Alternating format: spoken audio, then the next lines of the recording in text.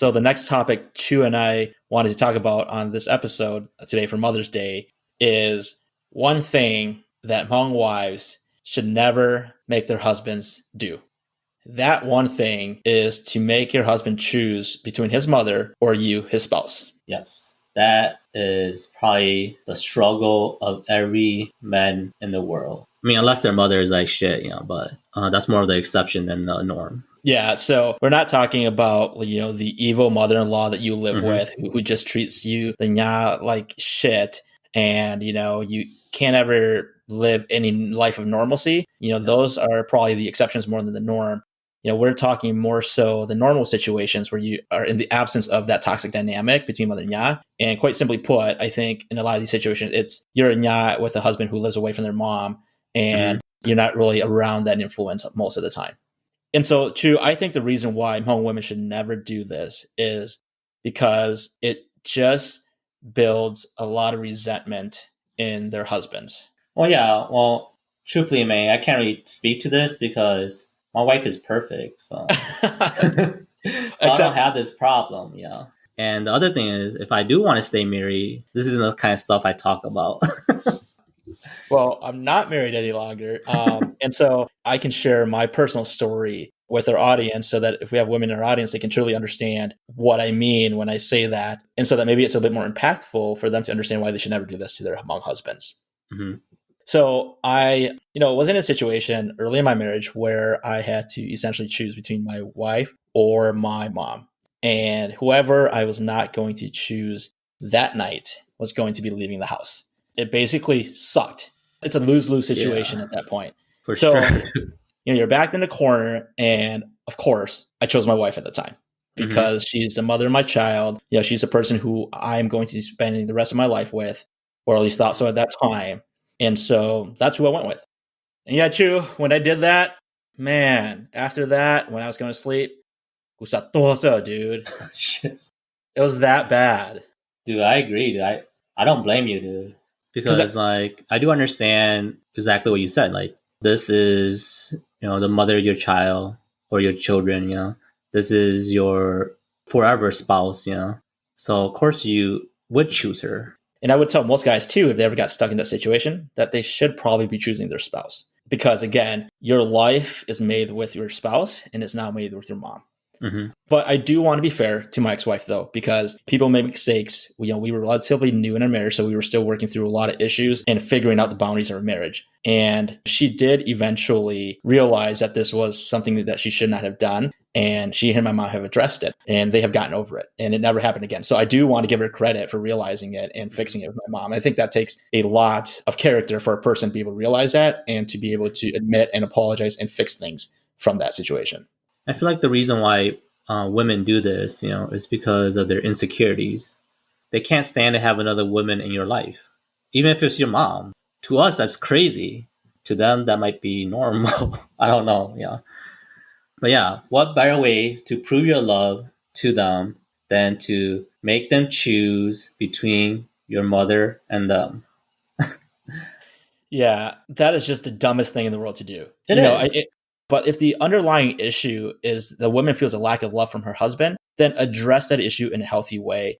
And by making him validate and rank you at number one is not the healthy way to do that at the expense of his mom. And building on that, here's the impact that it had on me personally. It hurt me so much to have to do that to my mother. I'm pretty sure my mom cried all night when that happened and never told me about it because she wanted to spare my feelings even more. And quite honestly, yeah, I picked my wife because that's who I was going to spend the rest of my life with. But I can tell you, I never forgave myself for that. I never forgave myself for what I did to my mom. To this day, I still don't think I have. And I'm so ashamed about it. I can't even talk to my mom about that topic to even try to ask her for her forgiveness. Because the way I think about it, it's just like, how could his son ever do that to their own mother? For sure, dude. And if she actually verbally forgives me, which I know she will, of course she's going to, but she's going to be like, dude, it's not going to help me feel any better about the fact that I did that.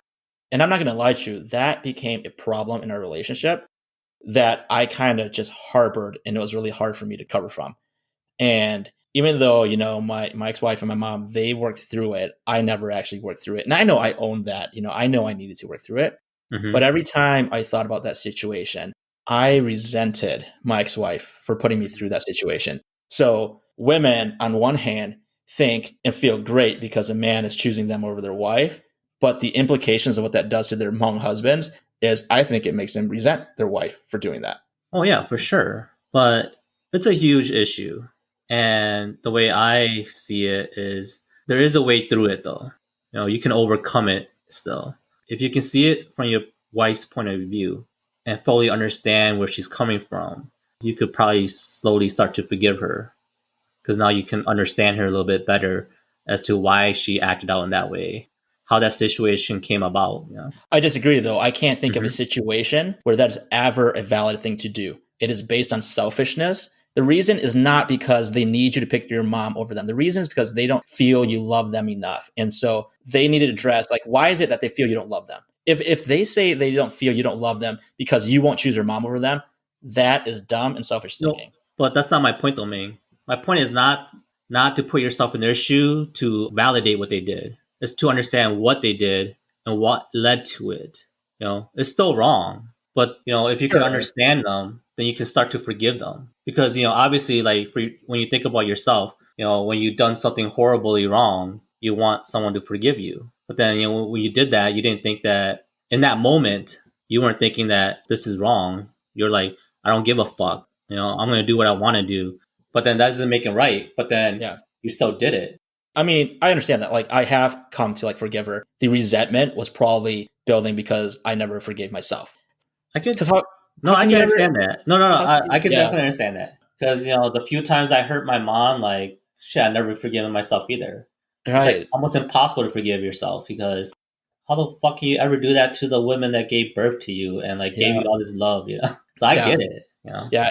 And like you said, put yourself through their shoes. And then I just wish it goes vice versa, right? Where I Hmm. think the Hmong wife has to put herself in her husband's shoes if she's going to put him in a situation like that to understand how painful it is for him when he's forced to choose between his wife and his mom, and how it's a lose-lose for him no matter what he does. The women just need to think of more tactful ways to feel loved by their husband instead of that. And, I would say to the Hmong wives out there is like, imagine if your son did that to you.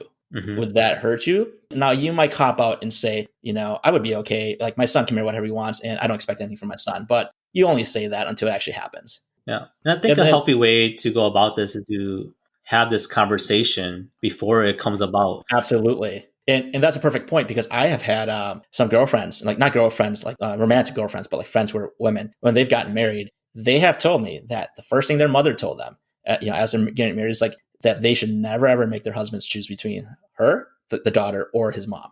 And I think like that's the wisdom that would be great to be instilled in all home women. Yeah, but saying it and actually being in that situation is totally different. When you're thinking about it or talking about it, you can be level headed because you're not emotional about it. But when you're actually in the situation, your emotions are crazy, and then that's where you will never know until you're actually in that situation. But knowing ahead of time what right or wrong is Oh yeah, better than not oh yeah, knowing yeah. what That's right what. or Yeah, wrong is and yeah. just be caught in that situation, right? Yes, So yeah. My only point was, just because you talk about it doesn't mean that it's gonna go perfectly how you talked about. It might not go that way. It might still go this crazy way, but at least you guys had open dialogue about it first, so you guys knew that this could be a potential problem.